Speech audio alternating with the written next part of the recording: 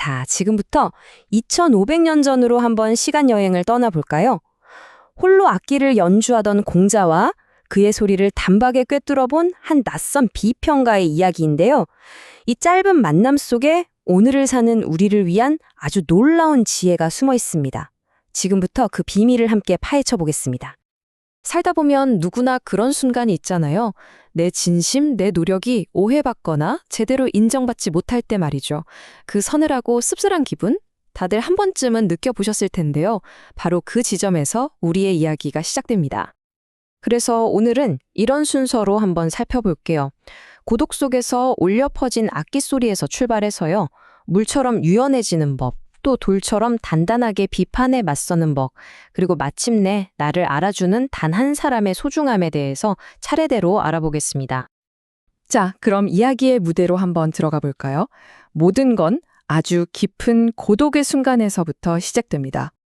당시 공자는 자신의 이상을 펼치려고 했지만 세상이 잘 알아주지 않았어요. 정말 깊은 고독에 빠져 있었죠. 그 답답하고 외로운 마음을 악기에 담아서 풀어내고 있었던 겁니다. 그가 연주했던 악기가 바로 이 경쇠라는 건데요. 말 그대로 돌로 만든 악기예요. 돌과 돌이 부딪히면서 내는 소리, 맑으면서도 절대 휘지 않는 단단함. 이게 바로 공자의 굽히지 않는 신념을 상징하는 이 이야기 전체를 꿰뚫는 아주 중요한 메타포가 됩니다.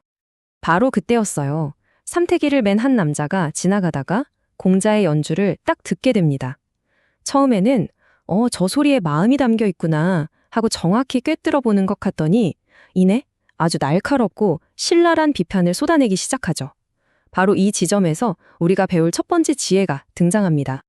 자, 그럼 이 낯선 비평가의 조언 속에 담긴 첫 번째 인생 기술 한번 자세히 들여다볼까요?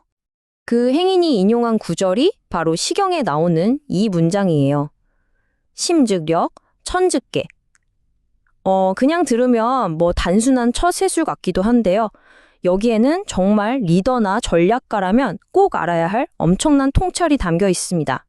결국 이건 상황 판단의 기술인 거죠. 깊은 물처럼 어차피 내가 감당하기 힘든 위기 앞에서는요, 옷이 젖는 것 같은 사소한 손실에 연연하지 말라는 거예요.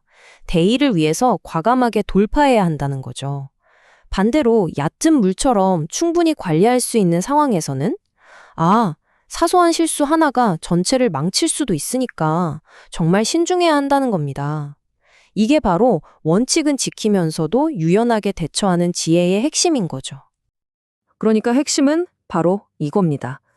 신념을 꺾으라는 게 아니에요. 내면의 신념은 경쇠처럼 단단하게 지키되 그걸 실현하는 방법, 그 방식은 물처럼 유연해야 한다는 거죠. 정말 강력하면서도 우아한 원칙이지 않나요? 그렇다면 공자는 이 날카로운 비판에 어떻게 반응했을까요? 그의 반응 속에서 우리는 두 번째, 어쩌면 더 중요한 가르침을 얻게 됩니다. 행인의 비판은 정말 가혹했어요. 비제, 갱갱호, 이건 뭐랄까 촌스럽고 고집불통이네 하는 거의 인신공격에 가까운 말이었거든요.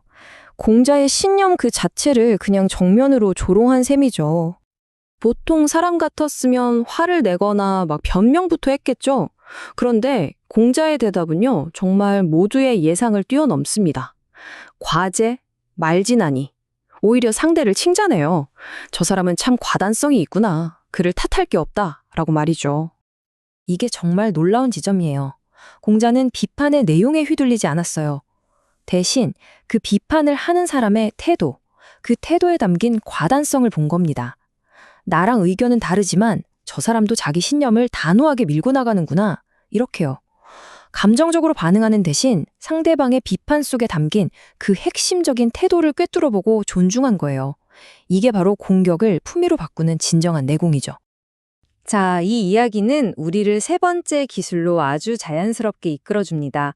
바로 나를 진정으로 알아주는 단 한 사람의 가치, 거기에 대한 이야기입니다. 바로 지음이라는 개념인데요. 글자 그대로 소리를 안다는 뜻이죠. 내 마음의 소리, 내 영혼의 연주를 굳이 말로 하지 않아도 알아주는 사람.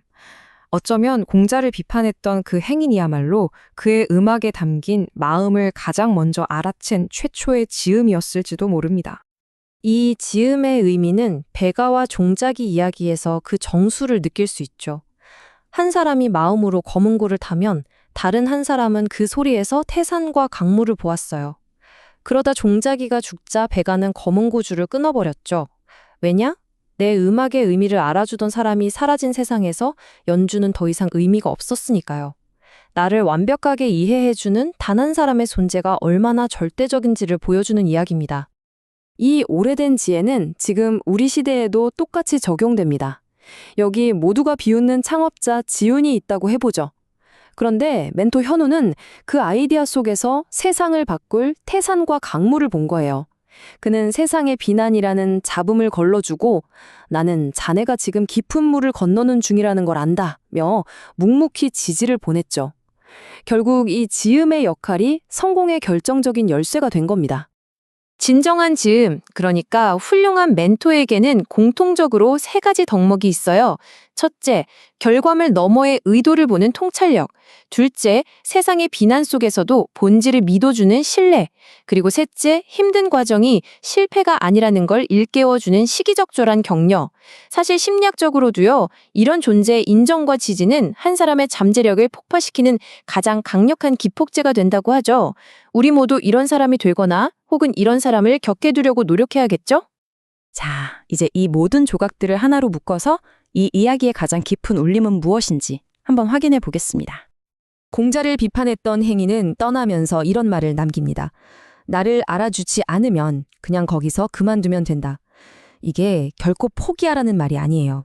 다른 사람의 인정에 목매지 말고 오롯이 나 자신으로 존재하라는 가장 궁극적인 조언인 셈이죠. 결국 모든 이야기는 이 한 문장으로 모아지는 것 같아요. 돌처럼 굳건한 신념을 마음속에 품고 물처럼 유연한 지혜로 세상을 살아가는 것. 이것이 바로 2500년 전의 이야기가 오늘날 우리에게 주는 가장 큰 선물이 아닐까 싶습니다. 자, 이 분석을 마치면서 마지막으로 여러분 자신에게 한번 질문을 던져보셨으면 합니다. 지금 여러분 앞에 놓인 강은 깊은가요? 얕은가요?